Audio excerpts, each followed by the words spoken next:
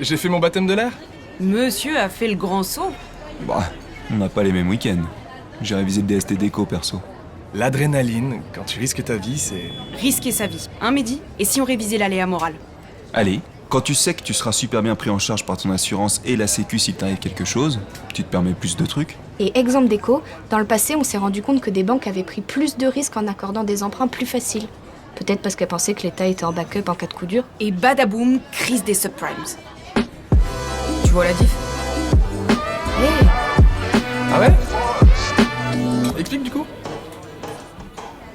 Sacré raccourci, mais l'aléa morale, c'est quoi?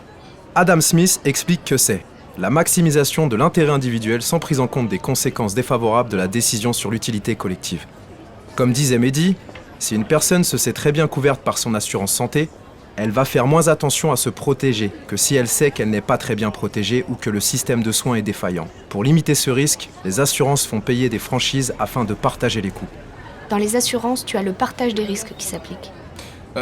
Et le lien avec les crises financières? Si une grande banque sait que les autorités publiques feront tout pour éviter sa faillite, parce qu'elle entraînerait de grandes perturbations dans l'économie nationale voire mondiale, cela peut provoquer un aléa moral.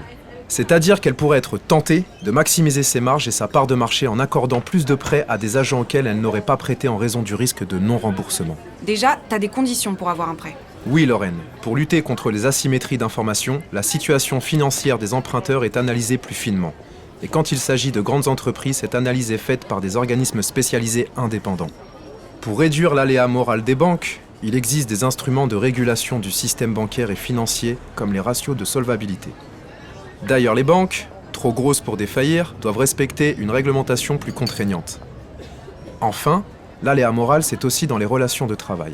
Dans l'entreprise, par exemple, les dirigeants peuvent mettre en place des systèmes d'intéressement aux résultats. C'est fait pour inciter les salariés à atteindre les objectifs fixés et éviter les risques de relâchement. Aléa moral. Situation dans laquelle il existe une incertitude quant à l'action ou le comportement d'un agent dans le cadre d'un échange ou d'un contrat écrit ou tacite. Cette incertitude provient d'une asymétrie d'information. Une partie ne connaît pas ou mal la situation ou les véritables intentions de l'autre partie. Cela peut amener l'agent qui se sent protégé à prendre plus de risques qu'il n'en accepterait autrement et à en reporter le coût sur la collectivité ou l'autre partie au contrat. En économie, les exemples d'aléas morales se retrouvent souvent, dans différents cas de figure, comme les assurances et les banques. Un exemple, la crise des subprimes.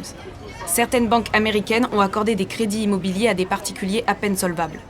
Lorsque la crise a éclaté, l'État a été contraint de les renflouer pour éviter un effondrement du système bancaire et des marchés financiers. Bon, moi je suis pas encore en faillite, je paye la tournée. Tu vois la diff? Hey, Ah ouais? Explique du coup.